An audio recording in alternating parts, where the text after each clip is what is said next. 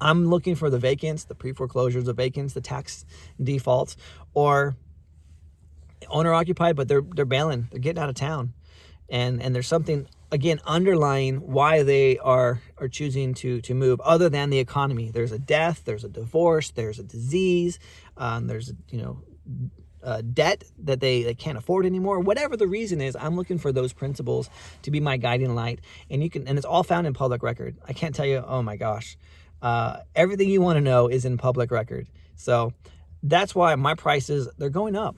They're going up because of the value that's there, and I've woken up. I now can see that I was undercharging for so long. So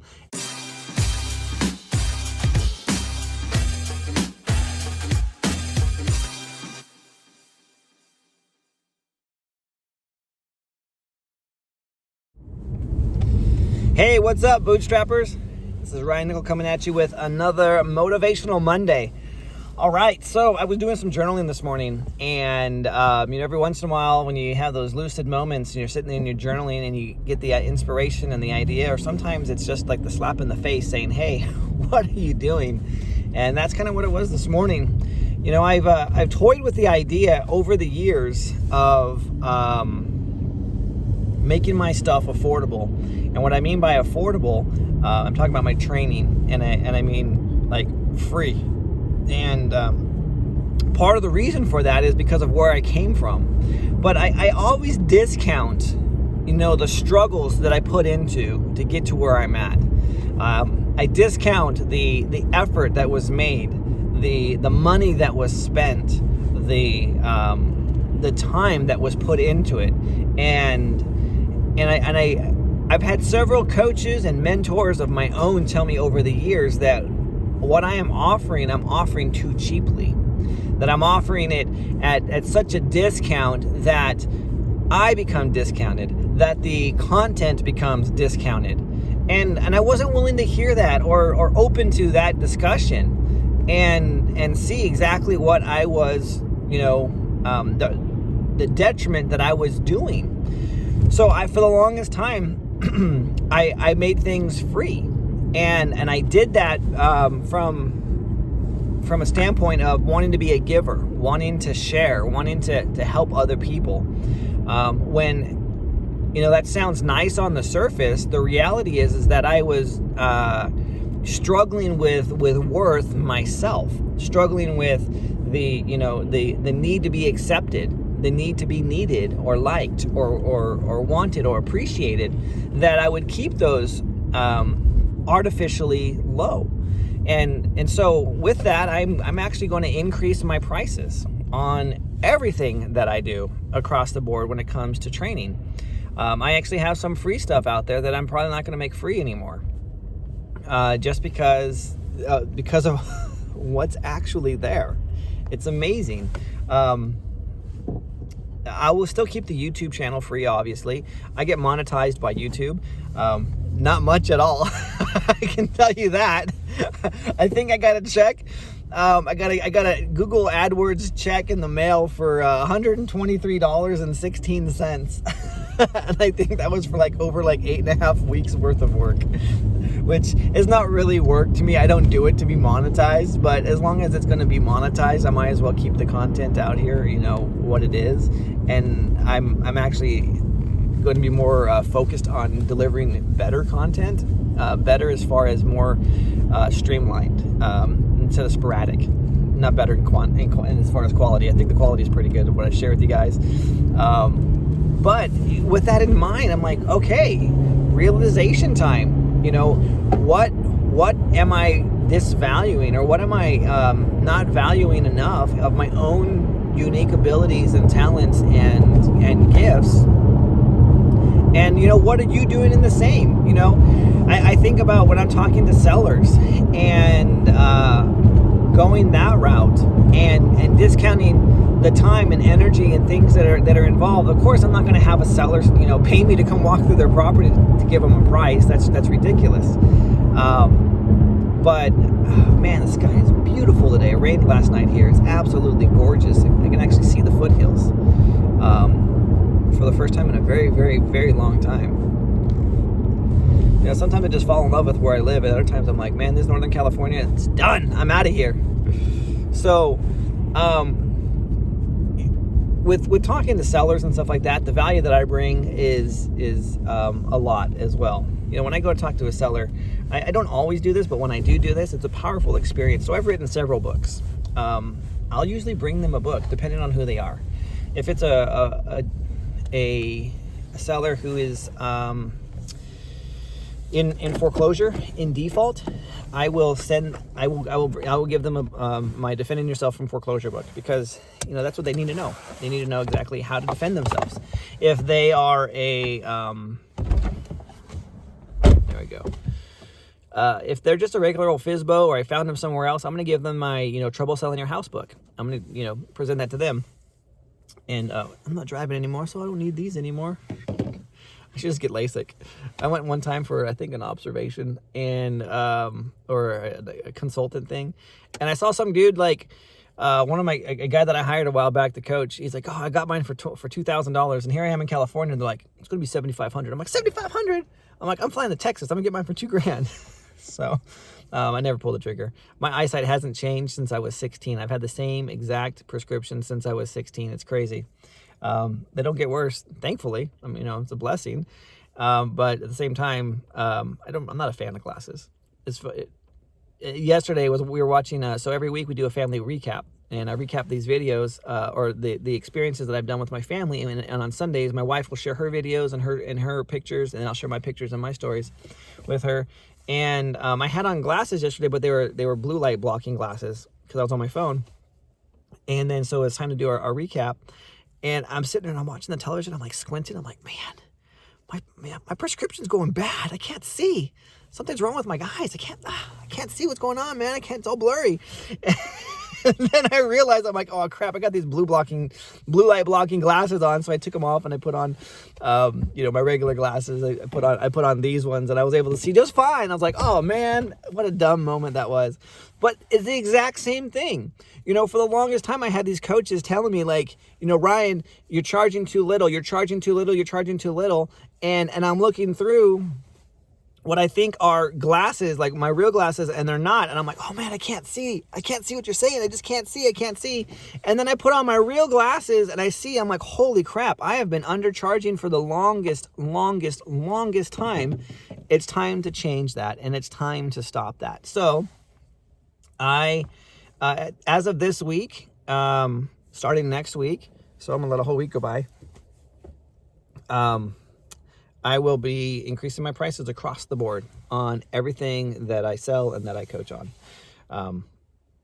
There's no reason for me to use my time, my effort, and my energy, especially if it's one-on-one coaching, for anything less than what I'm going to be charging. And then the stuff that I have, I mean, we've done the same here. So for example, like if you buy something and it's kind of a discount, you just don't appreciate it. You don't go in and you don't do it. But if you actually have to pay a lot more for something, you're going to go and you're going to do it. You're going to use it. That's kind of like, so for example, Black Friday came, and on Black Friday, there was tons of offers. I went out there and I bought tons of stuff. Just because I'm a consumer, I buy all this stuff. And so I bought a bunch of courses, and, the courses that cost me more, I went through them fast. The ones that were like, $97, you can get my complete life's work. For $97, you get my entire life's work package, everything I've ever done. And I'm like, how much garbage is in here that they had to puff it? This is what I'm thinking. I'm like, how much trash is here, or outdated stuff that doesn't even work anymore, but it feels awesome because you're like, oh, I got 16 courses for $97.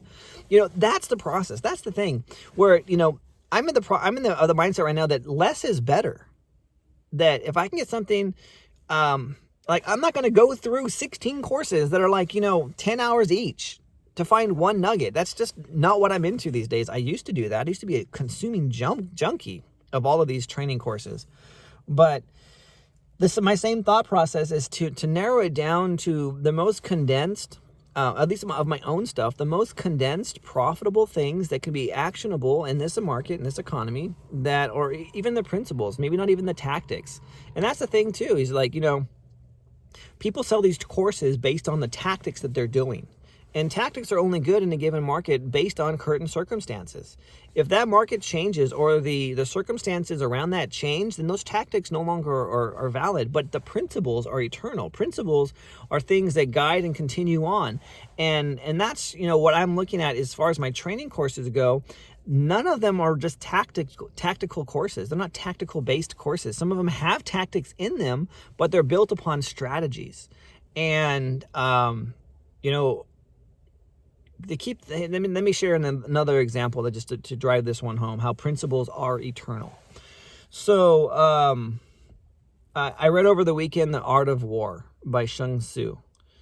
And, it's a very quick read, but it was again, this goes into principles. And I'm going to show the difference between principles and strategies with you. And you'll see exactly what I'm talking about.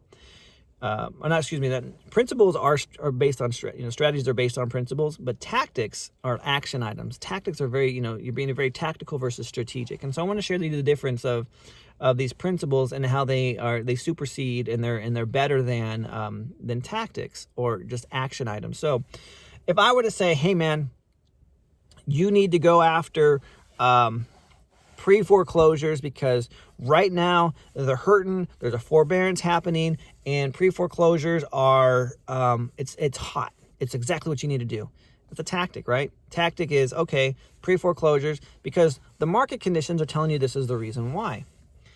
Now, if I say, hey, you need to go after vacant properties because, right now vacant properties they're huge. There's not a whole lot of inventory out there. And so you can make a lot of money getting these vacant properties and flipping them because there's just a lack of inventory. Again, market conditions, it's a tactic, right? Okay. So 2 tactics, 2 markets to go after: vacant properties and pre-foreclosures. I can tell you this with confidence because I've been doing it for a number of years, that just because a property is vacant does not mean that they are going to sell that property to you or to anybody. I mean, I've had conversations with sellers where like, it was my mom's property. I got it. It's been sitting vacant for 25 years. I could sit vacant for another 25 years. I really don't care about that piece of property anyway, even though they're paying taxes on it and all this stuff. They're just, just what it is. Not a whole lot of motivation there. But again, it's a tactic. Hey, go after these vacant properties. And I'm not telling you not to. You're hearing the wrong message if that's the case, because it's a numbers game. Some of those will pop, some of them won't. Now flip it around here. So I'm reading The Art of War, and The Art of War talks about that. If you want to go after an enemy who already is defeated, if you're going after an enemy who is strong, you're going to waste a lot of resources and maybe not even win. So play this out here. So this is a principle. The principle is focus your time and energy on those that are already weak, not those that are strong. So if you were to break down those 2 examples of pre-foreclosure and vacant properties, which one of those would you consider to be the weaker one versus the stronger one? I would say it'd be the pre-foreclosures, and the stronger ones would be the vacant ones. Why? Because the vacant ones don't have to sell. It's been vacant for years. It'll continue to be vacant. They don't care. You are wasting time and energy and effort on something that has the high potential of not ever selling, at least to you, at this time. And I've talked to sellers. I got a property right behind me here. This property, it burnt down in 2018. So 3 years ago, it burnt down. It's all boarded up. It's all, whatever. The guy didn't have insurance on it, so it's just been sitting there. I've talked to him over and over and over and over. He's like, nah, not going to sell. Not going to sell. And then he finally came back and he says, I'll sell at this price. And I'm like, oh my gosh. His price is so astronomical. I mean, we'd have to hit hyperinflation for us to hit that price. It's ridiculous, but it's because he didn't have insurance and it's his loss. So I'm not going to fight that battle. That's a battle that I'm not going to win. And I'm going to use a lot of resources on that one. So that's one example. But let's go about someone that's weak, and or someone who's already defeated or close to being defeated. Pre-foreclosures. Now, again, right now, there's not a whole lot of pre-foreclosures out there. There are some, that are not Fannie Mae, Freddie Mac, federally guaranteed loans that are protected under the national forbearance or foreclosure moratorium. However, there are private foreclosures that are happening. People that have private notes or non-conforming type of loans that are being foreclosed upon. But why are these ones already defeated? Well, the reason why is because they already have a date set in stone that they will lose that property if the auction goes through. They're already defeated. They've already lost, and the battle hasn't even begun. Those are the ones that you want to go after. And so think about principles here. How can you find, what's the principle that's eternal, that's going to transcend market conditions? You're going to look for pre-foreclosure. So people are like, only the down market you should be working pre-foreclosures. Absolutely not. I work pre-foreclosures in every market. And I also go after vacants in every market. But here's what I do with vacants is, how do I convert that one that appears to be strong to find those that are weak within there? So there are vacants that you still can go after and still profit from. And this is where you're taking the principle of going after those who are already defeated and apply those to those who appear strong but really are defeated. And what I'm talking about is list stacking, is taking a list of vacant properties and stacking them against a list that are pre-foreclosure. So now you have a vacant pre-foreclosure. Oh my gosh, what a fantastic combination. Or a vacant tax default, because tax defaults have auctions as well. Hey, you're in default on your taxes, that property is going to go to auction. There's a date. There is a future judgment date that house will then be taken from you, and you will lose possession of that property and all of the benefits that go with it. So list stacking is a tremendous, tremendous way to find those who are already beaten before the battle has ever begun. And when you knock on their door and you're like, hey, I'm here to, I'm interested in your property. You can lead with, hey, I know you're going to lose your house. You could do that if you want. Probably not the best approach, especially if you're looking to help somebody out. But knowing already what's going to happen that's a property that I would definitely go after. And so, going after these tactics, thinking about the courses that I have, there's not a whole lot of tactics in these courses. There's a lot of principles. It's a lot of principle-based marketing, a lot of principle-based, approach to these things. And, and if it's not, I'm probably going to revamp some of the stuff to make sure that they are principle-based so that they can transcend time and not just market conditions, but, they can transcend market conditions and, flavor of the week kind of thing, what's happening right now in the market. So I've been able to enjoy continuous success in real estate because of these principles, being able to go after properties that are always, regardless of the market conditions, regardless of the economy, what's happening in people's lives, these are going to be properties that are always going to be available for me to purchase, always going to be available for me to go after. And, I'm not going to do a shotgun approach. I've done this. I've hired people. I've hired a couple of people to go drive for dollars, and they come back with 300 or 400 properties in a day. In a day, in a week, we've added, several thousands of properties, and I'm just burning through money going after these deal machine postcards, and only to find out that I'm getting people calling me up. Talk about, those that are strong and weak. People. I still have postcards going out, so I mean, I'm preaching to myself here because I'm currently trimming my marketing. I'm going back and I'm looking, I'm like, oh, this isn't working. So last week alone, I think like 3,000 postcards went out, and I got about 5 or 6 different calls, and all of them were from sellers who have non-owner occupied properties, which means they are rental properties. There's a tenant in them, and they're underperforming as far as rents go. Like they're paid on time, but they're below or significantly below market rents. And that's not a strong situation for me to be in, to be talking to because I flip houses, to talking to a seller. So I'm not going to go buy a house that is, going to require me to have to hold on to it for a minimum of 60 days as I serve someone a 60-day notice. And then if I have to fight them in an eviction process, I could be holding on to this thing for 90, 120 days plus before I finally am able to do anything with it, as far as being able to sell that property. That's not a good investment strategy for me.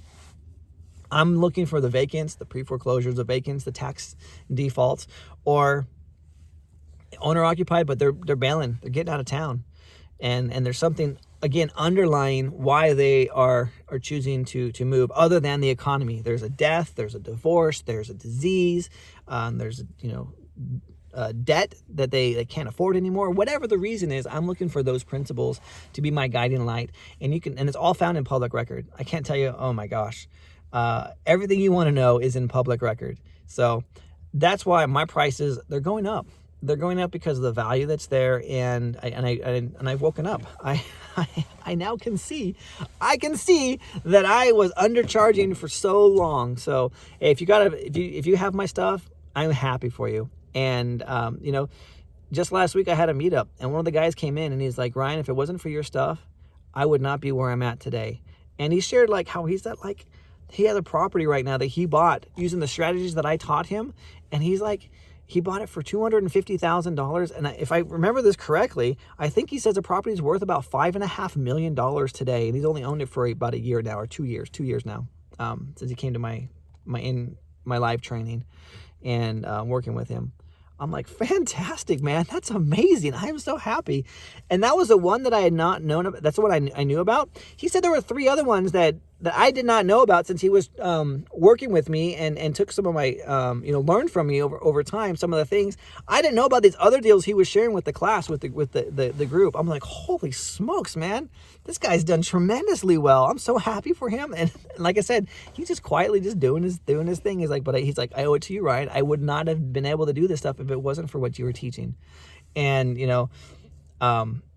fantastic information. And I love to see that he's successful, and I want to see others successful. But part of that process is you have to invest in it. And, what you discount, what I discount monetarily, you will discount when it comes to actually applying.